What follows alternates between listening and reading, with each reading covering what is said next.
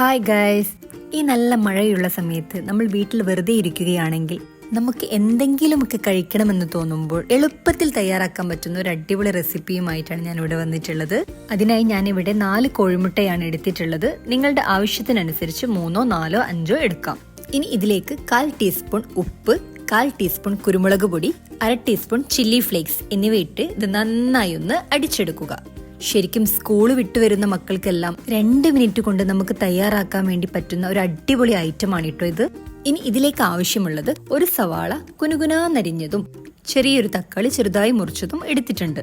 ഇനി ഒരു frying pan അടുപ്പത്ത് വെച്ച് അതിലേക്ക് കുറച്ച് ബട്ടറോ അല്ലെങ്കിൽ ഓയിലോ ഒഴിച്ച് ബ്രെഡ് ഒന്ന് ചെറുതായിട്ടൊന്ന് മുരിയിച്ചെടുക്കാം. ഞാൻ 4 ബ്രെഡ് സ്ലൈസ് ആണ് എടുത്തിട്ടുള്ളത്. അത് 4ഉം ഞാനൊന്ന് ചൂടാക്കി എടുത്തിട്ടുണ്ട്.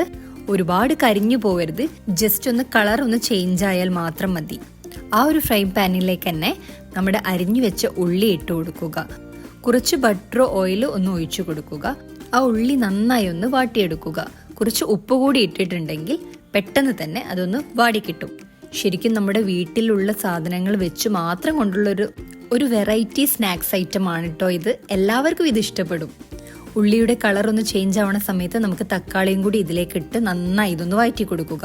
തക്കാളി ഒന്ന് വാടി വരുന്ന സമയത്ത് നമുക്ക് ഇതിലേക്ക് 1/2 ടീസ്പൂൺ മുളക് പൊടി, 1/4 ടീസ്പൂൺ മഞ്ഞൾപ്പൊടി എന്നിവ ചേർത്ത് കൊടുക്കുക. ഉപ്പ് നമ്മൾ മുന്നേ ചേർത്തിട്ടുണ്ട് കേട്ടോ. ഈ ഒരു പൊടിയുടെ പച്ചമണം മാറുന്നത് വരെ നന്നായി ഇതൊന്ന് ഇളക്കി കൊടുക്കുക. അതിനുശേഷം നമ്മൾ എടുത്തു വെച്ച ഒരു ബ്രെഡ് 6 സ്ലൈഡ്സ് ആയി മുറിച്ചെടുക്കുക. അതിനുശേഷം നമ്മൾ എടുത്തു വെച്ച മുട്ടയുടെ ബാറ്ററിലേക്ക് ഈ ഒരു ബ്രെഡിന്റെ സ്ലൈഡ്സുകൾ ചേർത്ത് കൊടുത്ത് നന്നായി ഇതൊന്ന് മിക്സ് ചെയ്തെടുക്കുക.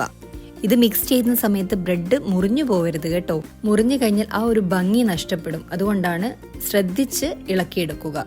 അതിനുശേഷം ഫ്രൈങ് പാനിലേക്ക് ഈ ഒരു മിക്സിംഗ് ചേർത്ത് കൊടുക്കുക. അതിനുശേഷം ഞാനിവിടെ ചീസ് ചേർത്ത് കൊടുത്തിട്ടുണ്ട്.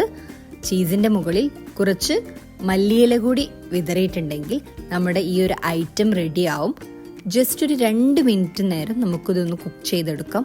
ഒരു കോഴിമുട്ട വേവുന്ന സമയം ഈ ചീസ് ഒന്ന് മെൽറ്റ് ആവുന്ന സമയമാണ് ഈ 2 മിനിറ്റ് എന്ന് പറയുന്നത്. വീട്ടിലുള്ള ഐറ്റംസ് വെച്ച് മാത്രം നമുക്ക് എളുപ്പത്തിൽ തയ്യാറാക്കാൻ പറ്റുന്ന ഒരു അടിപൊളി ഐറ്റമാണ്.